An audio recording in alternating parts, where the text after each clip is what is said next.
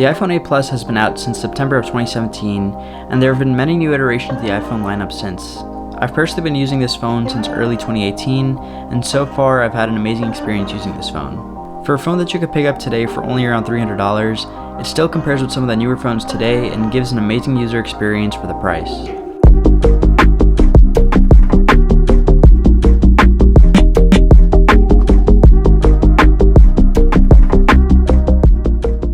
Starting off with some of the pros, the iPhone 8 Plus has a 5.5-inch Retina IPS display, which is 1080p and looks great. This phone has a pixel density of 401 ppi, or pixels per inch, which is actually higher than the iPhone XR, the 11, and even the brand new SE. Comparing it to the newer iPhones, the 8 Plus is still up to par with the higher-end flagships in some ways. Looking at the phone itself, I have the space gray one here, and it looks very premium with the all-glass finish. In my opinion, this phone looks really good without a case on, but in the real world, most of us are probably going to need to put a case on so we don't actually damage our phones. With the phone being made of glass, it allows for wireless charging, which has actually been something I've been using a little bit more frequently. I have a wireless charger at my desk so I can easily throw it on there, which is slightly easier than plugging it in with a lightning cable. Overall, the design does look great, but I do think that it looks a bit outdated with the bezels, but I'll get into that soon. The iPhone 8 Plus has an A11 Bionic chip, which is actually the same as the iPhone X. Using this phone for almost 2.5 years, I can say that I haven't felt any need for more power. The phone handles anything that I need it for, like texting, Reddit, watching YouTube or Netflix, or social media, and even editing some photos.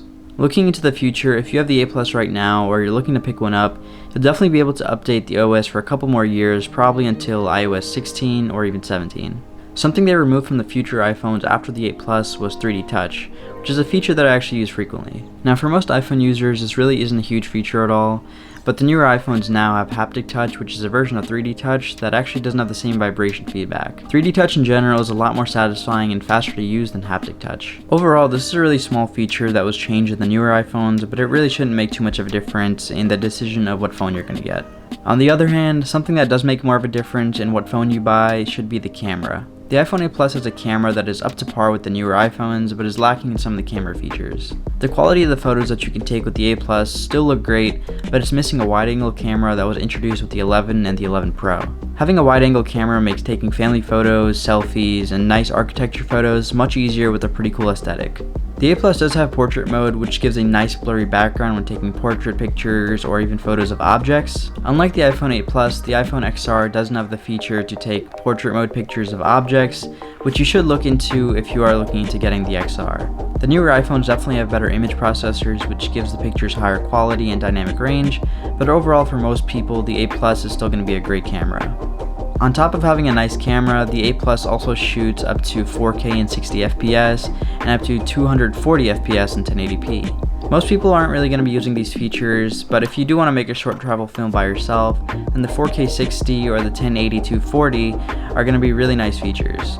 If you're interested in seeing a really nice travel film shot on the 8 Plus, I'll link it down below, and I'm sure you'll be shocked at how good it really looks in 4K. Lastly, another pro about getting the 8 Plus is that the official Apple cases are actually a lot cheaper for the 8 Plus since it's been a few years since its release. You can go on eBay right now and pick up an official Apple case for the iPhone 8 Plus for only $10 to $20 like I did. Now for some cons about the 8 Plus, there really aren't too many, but the main one is that the bezels on this phone are pretty big.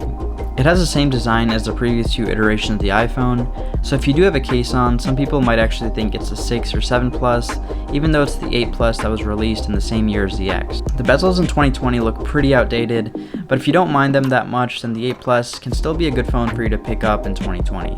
Overall, the iPhone 8 Plus is an excellent value phone for 2020 for only around $300 to $400. The processor, the camera, and the constant updates make this phone a really worthy phone for your money in 2020. And anyways, that's it for this video. If you guys did enjoy this one, be sure to go down below and hit that like and subscribe button.